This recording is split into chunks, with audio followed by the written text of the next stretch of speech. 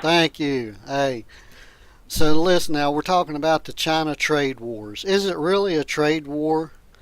I mean, listen, I remember when I was a kid back in the 60s, and China and Japan and all those places, they were just getting into car manufacturing because Henry Ford, he really knew what he was doing.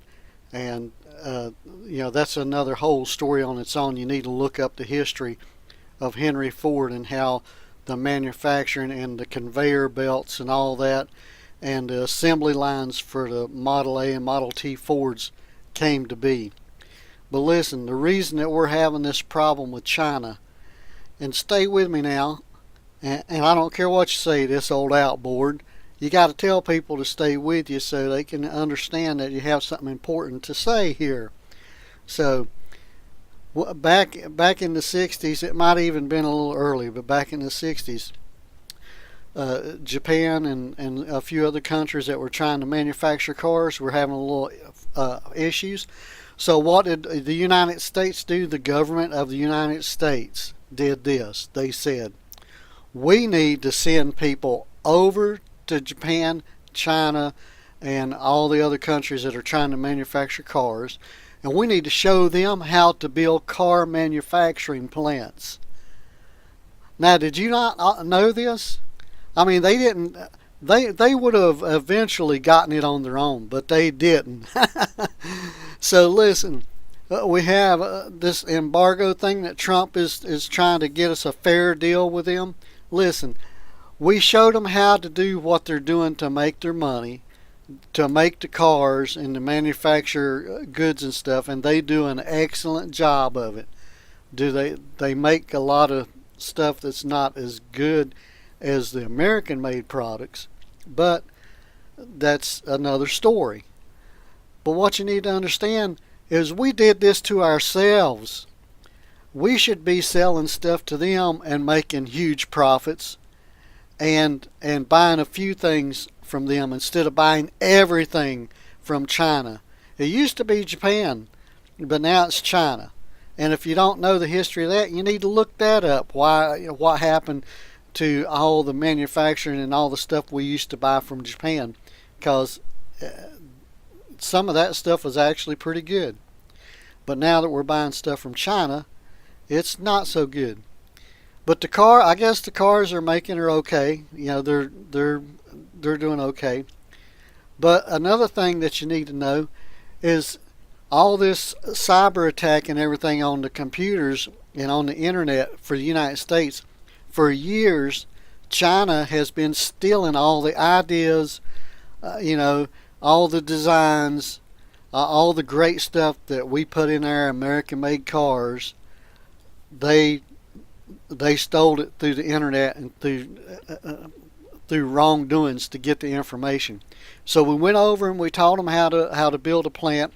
We taught them how to build an assembly line and to be most efficient in making cars. And they've improved upon that, and they're doing a good job on what they're doing and shoving it right down our throats. Now, I'm going to go off on a little bit of a tangent here because, a lot of people think this is a conspiracy theory type thing, and it's not. Because if you watch the 6 o'clock news, you'll see a cop chasing a car, and why they don't do this more, I don't know. But they call the car manufacturer and they say, hey, we're telling this car it belongs to this person. This is the tag number. This is the serial number. Can you disable that car? And what do? As soon as they get out of traffic and out of harm's way where it can't do no harm when they shut it off, they turn the car off and it just slowly slows down and stuff. There's no need for all this high-speed chase in cars and stuff anymore. It's just ludicrous. It's a simple phone call for the police department to have that car shut off. Now, where am I going with this? Listen, did you ever read or watch stories on the fall of Rome? I mean, Rome was the most powerful country in the world. They had everything. Where are we at? Whose does that now? the United States. And what happens when you're at the top of the heap and the top of the pile and you're doing the best? Everybody else wants to knock you off the top, and they want to be the best. But some of these people are absolutely crazy, and they'll go further than that, and they'll start a war.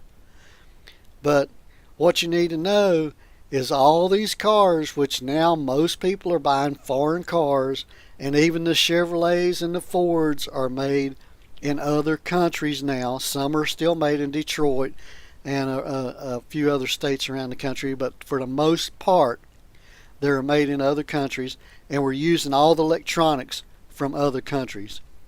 So listen to this. Are you listening?